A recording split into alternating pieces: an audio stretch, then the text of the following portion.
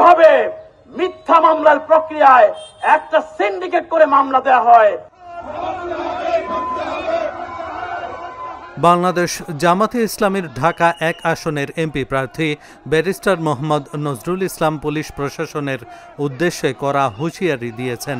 তিনি বলেন, আপনারা নিরপেক্ষ থাকুন, সোজা পথে চলুন, অন্যথায় কিভাবে আঙ্গুল বাঁকা করতে হয় তা আমরা ভালোভাবেই জানি।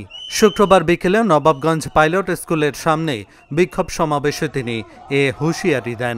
জামাতের উপজেলা সেক্রেটারি মাওলানা মোহাম্মদ আলীর বিরুদ্ধে মিথ্যা মামলার প্রতিবাদে এ কর্মসূচি হয়। তিনি আরও বলেন, প্রশাসনের একাংশ টাকার বিনিময়ে ষড়যন্ত্রমূলকভাবে জামাত নেতাদের বিরুদ্ধে মামলা করছে। এসব মিথ্যা মামলা অবিলম্বে প্রত্যাহার করতে হবে, নইলে কঠোর কর্মসূচি দেওয়া হবে। সমাবেশে ঢাকা জেলা জামাতের নেতৃবৃন্দ সহ বিপুল সংখ্যক নেতাকর্মী উপস্থিত ছিলেন।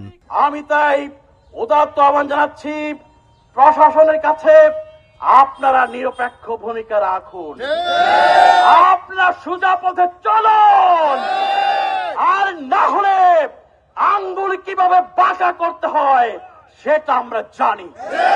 এই জন্য কথাবার্তা অত্যন্ত স্পষ্ট, আমরা সবই জানি, আমাদের কাছে সমস্ত ইনফরমেশন আছে। আপনারা কিভাবে মিথ্যা মামলার প্রক্রিয়ায় একটা সিন্ডিকেট করে মামলা দেওয়া হয়, সেই মামলা যাদেরকে দেওয়া হয়, যাদের বিরুদ্ধে, তাদের কাছ থেকে টাকা উদ্ধার করা হয় এবং সেভাবে মামলা দিয়ে শত শত মানুষকে কষ্ট দেওয়া হয়। এর জবনিক ঘটাতে হবে, এর ইতি টানতে হবে।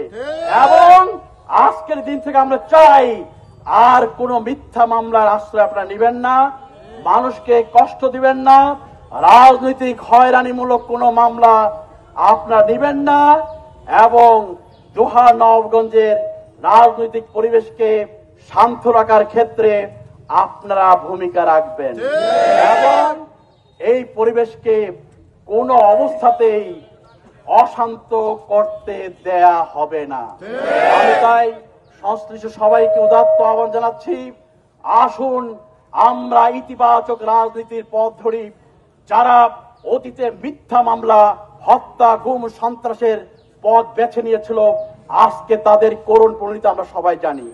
আমি মনে করি আবারও যদি কেউ এ ধরনের হত্যা, জিঘাংসা, মিথ্যা মামলা, গুম, চরিত্র হনন এসবের আশ্রয় নেন, অচিরেই তাদের অবস্থা হবে সেই বিদায়ী ফেসিবাদের মতো।